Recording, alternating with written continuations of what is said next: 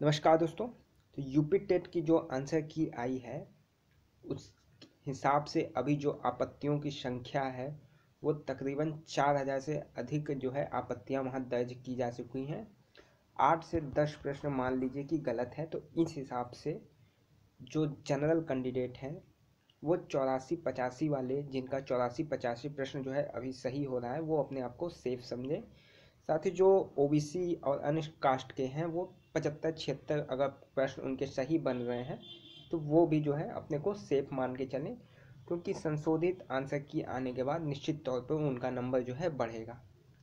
साथ ही नंबर कम भी हो सकता है कि जैसे अभी के आंसर की के हिसाब से जिन्होंने अपने गलत प्रश्नों को सही में लिया है, संशोधित उत्तर आने के बाद वो प्रश्न जो है उनके गलत हो जाएंगे। तो केवल नंबर बढ़ेगा ही नहीं, नंबर जो है घट भी सकता है कि जैसे जो 91 और 92 पे है वो जो गलत प्रश्न है उसे भी सही पे मार्क किए हैं, सही नंबर में जोड़े हैं, तो संशोधित आंसर की आने के बाद उनके जो है 88-87 नंबर हो सकते हैं। तो इस हिसाब से जो है नंबर बढ़ और घट दोनों हो सकते हैं। तो जो लास्ट डिसीजन होगा वो संशोधित आंसर की आने के बाद ही होगा। देखिए 6 प्रश्न तो महत्वपूर्ण है ही, साथ ही कुछ और प्रश्न हैं। एक प्रश्न तो ये है, जो सीखने के वक्र अभ्यास द्वारा सीखने की मात्रा, गति और प्रगति की सीमा को ग्राफ में प्रदर्शित करते हैं, किसने कहा था? तो ये जो है बताया गया कि चारों विकल्प में कोई ऑप्शन इसका सही है ही नहीं, तो ये कैंसिल आउट हो गया क्वेश्चन। तो ये 1 नंबर आपको यहाँ पे मिलेगा अगर ऐसा होता है तो। फिर दूसरा प्रश्न, व्याकरण की दृष्टि से कौन सा अशुद्ध है? तो इसमें हमें जो है गलती नहीं लग रही है। गृहिणी जो है शुद्ध है, विरहिणी अशुद्ध है। तो वो आयोग के ऊपर है, वो क्या मानता है। वर्तमान राष्ट्रीय महिला आयोग के अध्यक्ष कौन है? ये जो है करंट अफेयर्स के प्रश्न थे, इसे लेके आपत्ति है। तो ऐसा नहीं है कि ये तो विभाग के ऊपर है कि ये कैंसिल करे ना करे, वैसे मैक्सिमम चांस है कि इस प्रश्न पर कोई आपत्ति नहीं ली जाएगी, ये प्रश्न जो है कैंसिल नहीं होगा। पुल्लिंग शब्द, तो यहाँ पे पहिया और पखावज ये दोनों जो है पुल्लिंग बताया गया है। पहिया जो है मैक्सिमम लोगों का मानना है। यहाँ पे श्लेष और रूपक अलंकार जो है दोनों सही है इसके ऑप्शन, ऐसा माना गया है।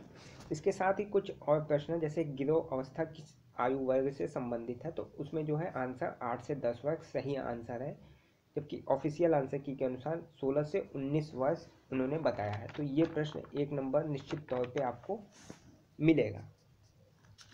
इसके अलावा हिंदी में जो है संप्रेषण कला का क्या नहीं है, ये भी एक प्रश्न है, वो भी उसका आंसर भी गलत बताया है ऑफिशियल आंसर की में।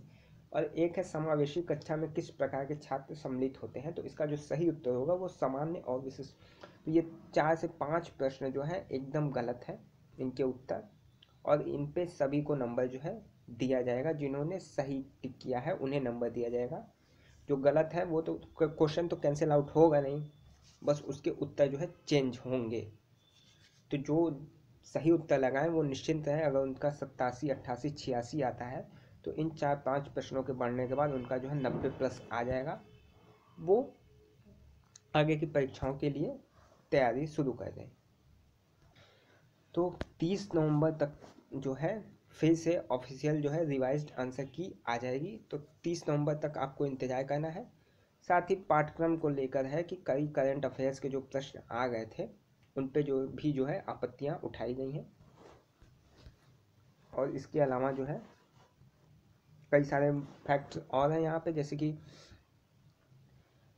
2 दर्जन जो है सवालों के जवाब से अभ्यर्थी असंतुष्ट है, ठीक, और 10 से 11 प्रश्न ऐसे हैं जिन्हें अधिकांश जो है गलत ठहराया गया है।